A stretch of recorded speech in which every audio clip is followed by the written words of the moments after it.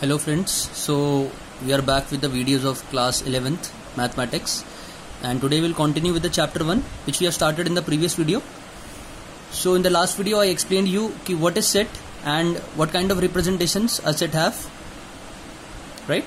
So I hope you have practiced exercise 1.1. So we can proceed now. So there are some kinds of set. The first category is called as the empty, null or void set. So what is an empty set? Obviously a set which has no elements. A set which has no elements will be an empty set. Correct? एक example यहाँ पे मैंने लिखा हुआ है. Suppose a set A is the set of all boys studying in senior secondary girls school. Set of all boys studying in senior secondary girls school. So obviously there will be no boys in girls school. So that's why this set is an empty set or a null set. So it is represented by phi, symbol phi, or this curly brackets with no elements within, right? So both are the correct symbols for the null set. So you cannot write curly braces as well as phi symbol. Please remember, right? So that will not be the correct representation of an empty set. या तो खाली symbol हो या खाली curly braces हो. So I think you can now recognize what is an empty set. Next we have finite and infinite sets. So obviously the name itself explains कि finite set क्या होगा, जिसमें the set which contains finite number of elements within itself. Suppose this is the set which we have, the example which we have taken in the last video also. So it is a set of prime numbers between 1 to 10. So since it contains finite number of elements, so it is a finite set, right? Suppose the set of all natural numbers. So how will I write it? 1, 2, 3, 4, dot, dot, dot, dot, dot. So it symbolizes it will go up to infinity. So that kind of set will be an infinite set. I hope you understand it well. Easy है, इसमें कोई issue नहीं है. So mathematical infinite sets कौन कौन से हैं? N is the set of all natural numbers. Capital Z represents the set of all integers. Capital Q represents the set of all rational numbers. And capital R represents the set of all real numbers. So these are some mathematical infinite sets. Obviously natural numbers, integers, rational numbers and real numbers also. इसके अलावा आप देखेंगे NCERT में given नहीं है, but we have capital T also, which is the set of all irrational numbers, right? Next we have equal sets. Sets equal कब कहलाएंगे? Obviously when they have identical elements, when they have similar elements, जब उनके पास number of elements as well as the elements itself are same. For example, I have this set A which is A, E, I, O, U. Then I have this set B which is E, O, A, U, A, I. So as we know कि repetition is not allowed, तो इसको पहले मैं ठीक करके लिखूंगा. So it becomes E, O, A, U, I. And then I have this set C which is A, I, A, E, I, O, G. So now we can observe कि A and B sets are equal. Order does not matter, we know, right? So they have same elements. So A and B are equal, but B and C are not equal because G अलग है यहाँ पे. Similarly A and C are not equal sets, right? तो same number of elements and same elements भी होने चाहिए, तभी sets क्या कहलाते हैं? Equal कहलाते हैं. But suppose अगर यहाँ पर मैं एक set बनाऊं, suppose P is a set which is suppose 1, 2, 3, 4, 5. So we can see now कि P and A sets are not equal, correct? But उसके बावजूद they have same number of elements. इसमें भी 5 elements हैं, इसमें भी 5 elements हैं.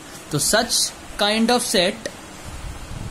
sets are called equivalent sets. Equivalent sets कौन से होते हैं? जिनमें same number of elements present होते हैं, right? वो सेम नहीं होंगे, सारे एलिमेंट्स इक्वल नहीं होंगे, but number of elements same होंगे. तो इस हिसाब से मैं ये भी कह सकता हूँ कि बी और सी इक्विवेलेंट सेट्स हैं, ए और सी भी इक्विवेलेंट सेट्स हैं, है ना? नंबर ऑफ एलिमेंट्स तो सेम ही है कम से कम, राइट? सो इसके बेसिस पे आप देखेंगे आपकी जो सेकंड एक्सरसाइज है वो इन्हीं कॉन्सेप्ट्स के बेसिस पे है. And you can now easily attempt the second exercise, and if any doubt you can ask in the online classes, right? Examples भी आप कर सकते हैं साथ साथ. So next we have the concept of subsets. This is important. यहाँ पे आपको ध्यान देना होगा. एक एग्जांपल से समझते हैं सबसेट क्या होता है. Suppose I have this set A 1, 2. I have another set B which is 2, 1, 3, 4, right? So you can now see कि the elements of set A are contained in set B. Set A के सभी element set B के पास हैं, लेकिन set B के सभी element set A के पास नहीं है. 3 और 4 ऐसे एलिमेंट्स हैं जो खाली set B के पास हैं, एक्स्ट्रा एलिमेंट्स हैं, हम ऐसे कह सकते हैं. So in this case A is called as the subset of B. A is the subset of B because the elements are contained in B. When every element of some set is contained in another set, then that set, given set, is called as the subset of the second set, right? और अगर ये bigger set है, अगर ये मेरा bigger set है, so that is called as the superset. याद रखिएगा, है ना? अगर bigger set है तो it is called as superset. So how we symbolize subset? We write A is a subset of B. This is the symbol. A is a subset of B, right?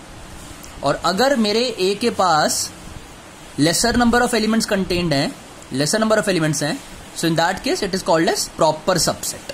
A will be called as the proper subset and obviously B will be called as the superset.